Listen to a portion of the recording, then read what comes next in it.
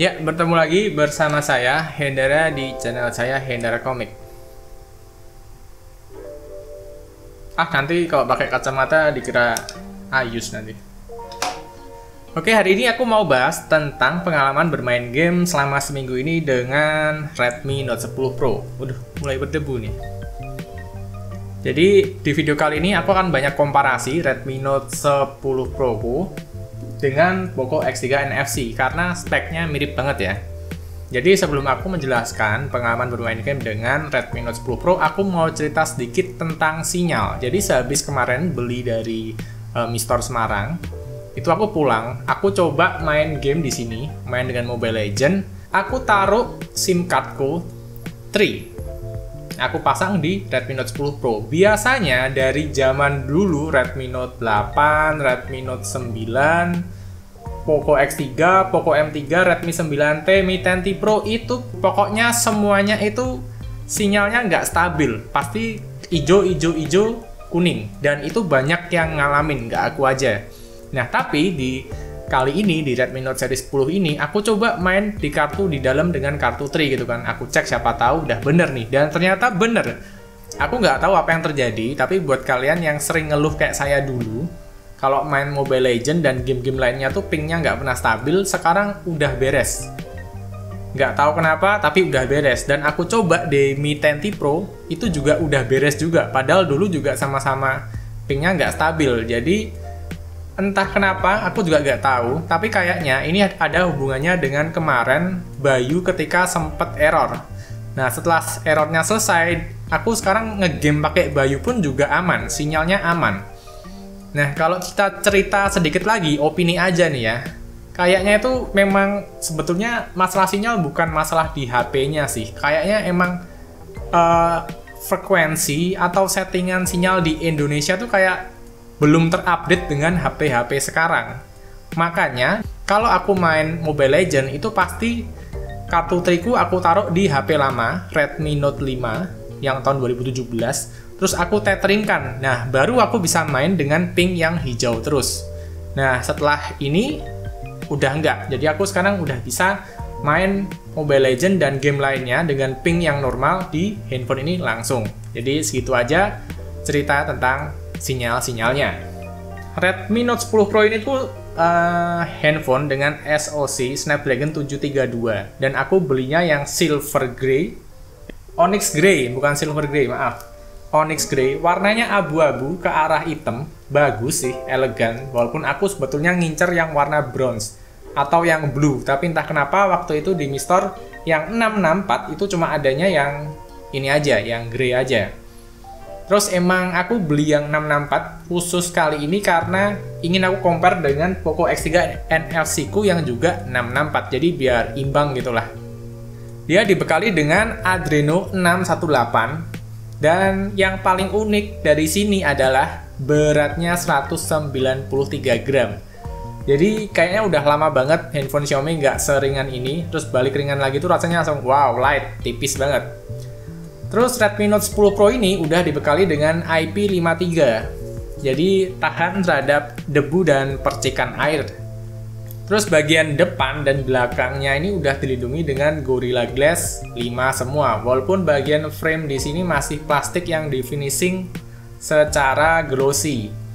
Terus untuk yang warna onyx grey ini dia juga di finishing secara glossy juga ya. Jadinya ngecap fingerprintnya gampang banget. Terus layarnya ini udah AMOLED 120Hz Full HD Plus dengan PPI-nya 395. Terus kalau aku bilang sih layarnya memang warnanya lebih bagus ya daripada IPS yang kelihatan lebih pucet. Dan layar AMOLED ini aku bilang sih berada di kelas handphone yang layarnya AMOLED di harga 4-5 juta. Ini menurutku pribadi ya, kalau ada yang nggak terima, oh ini brand ini lebih bagus, lebih pekat warnanya. Nah itu terserah kalian karena kita punya opini masing-masing. Terus apalagi nih, ini dia udah Android 11, MIUI 12, jadi udah terbaru.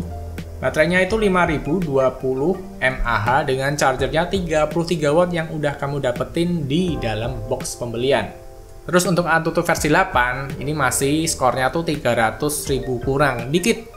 Kalau yang versi 9 itu bisa sampai 350 ribuan. Kenapa ada versi-versi yang meningkatkan angka sejauh itu ya? Jadi kelihatan kayak, wah kenceng banget, padahal ya masih kayak dulu. Dan ini masih nggak jauh-jauh dari Snapdragon 720 menurutku. Terus ini mirip banget dengan Poco X3 dari spek, dari chipset juga itu mirip banget. Tapi kalau dari bentuk dan berat ini beda jauh. Terus tadi juga layar AMOLED-nya nih emang bikin bodinya bisa lebih tipis. Itulah keunggulan dari layar Super AMOLED. AMOLED atau Super AMOLED, Bang? Kalau kata Alvinse, Director Country Xiaomi Indonesia, ini Super AMOLED. Jadi aku bilangnya Super AMOLED. Kalau kalian nggak terima, komplain aja sama bosnya Xiaomi. Terus untuk bermain game, ini sih udah oke banget ya. Terus dia juga udah dibekali dengan double stereo speaker, atas dan bawah. Walaupun kayak HP-HP pada umumnya ya. Kalau Xiaomi harga segini tuh kalau double speaker tuh pasti nggak pernah imbang. Pasti lebih kenceng yang bawah daripada yang atas. Tapi ya itu good to have sih, daripada kita dikasih satu speaker aja yang rasanya untuk tahun ini tuh males banget. 2021 masih speakernya mono. Terus dia juga memiliki game turbo yang komplit. Jadi bagus, udah kayak Poco X3 juga, ada ganti suara sama ganti skema warna. Jadi dengan layar AMOLED ini kalian bisa menggonjrengkan warna yang lebih gonjreng, memekatkan hitam yang lebih pekat lagi juga bisa. Tergantung kalian mau suka yang mana, pilih-pilih sendiri aja di game turbonya. Terus untuk main Mobile Legends ini pasti udah aman banget ya. Game yang Mobile Legends tuh sekarang udah enteng lah, walaupun udah ultra tapi masih enteng-enteng aja gitu.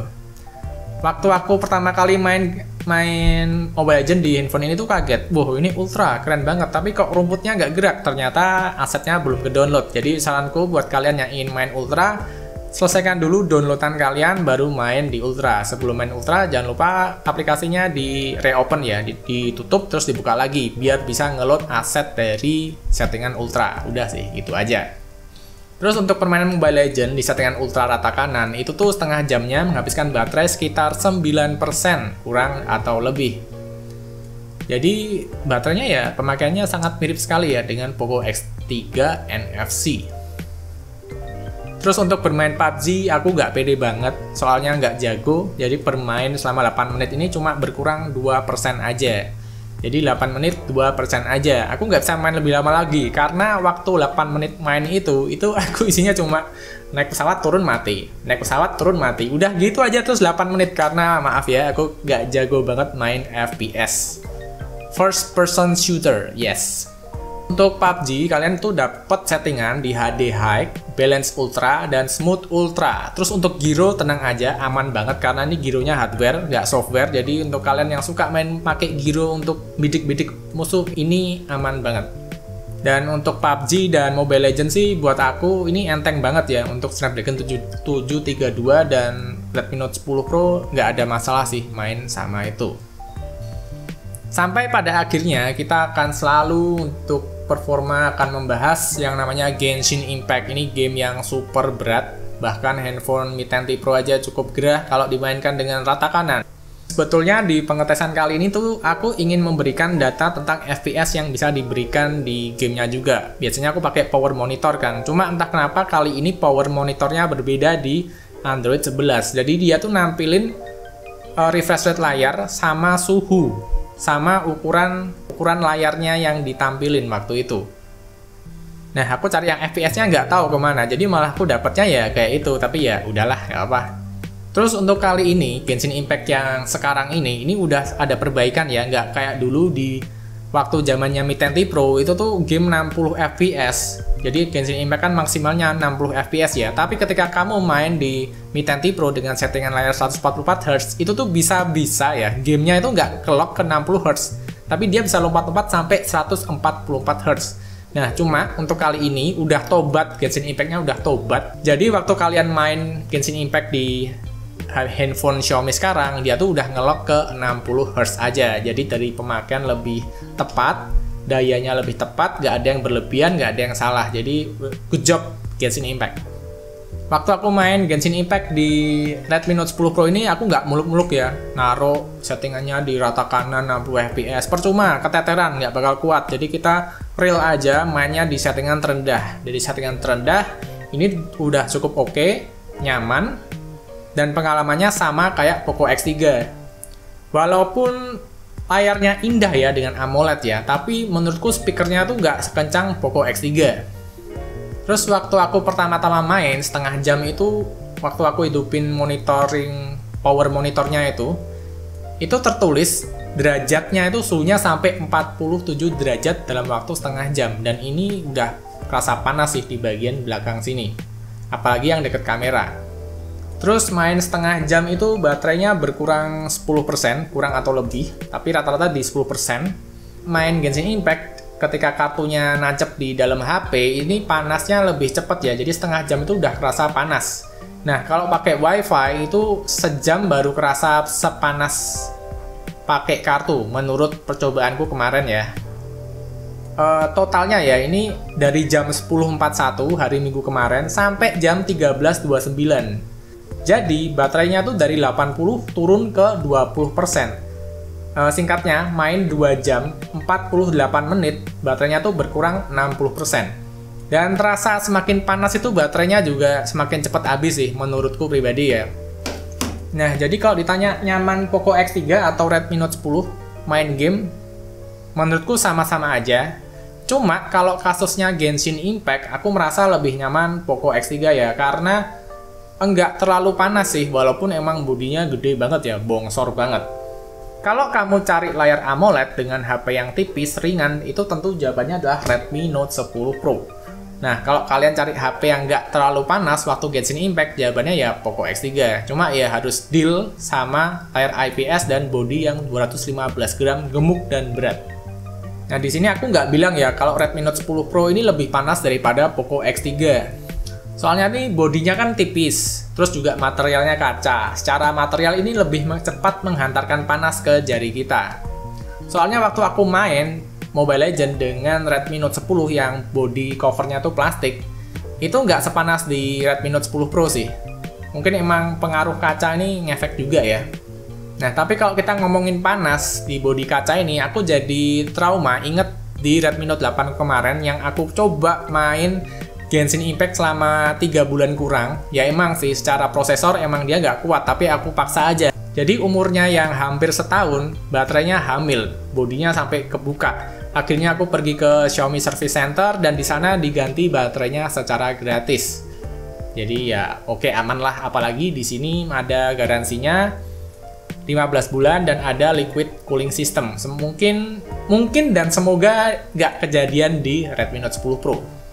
Nah, jadi begitu aja gambaran gaming tentang Redmi Note 10 Pro. Semoga bisa membantu teman-teman buat dapat gambaran mau pilih HP game yang mana, Poco X3 NFC atau Redmi Note 10 Pro.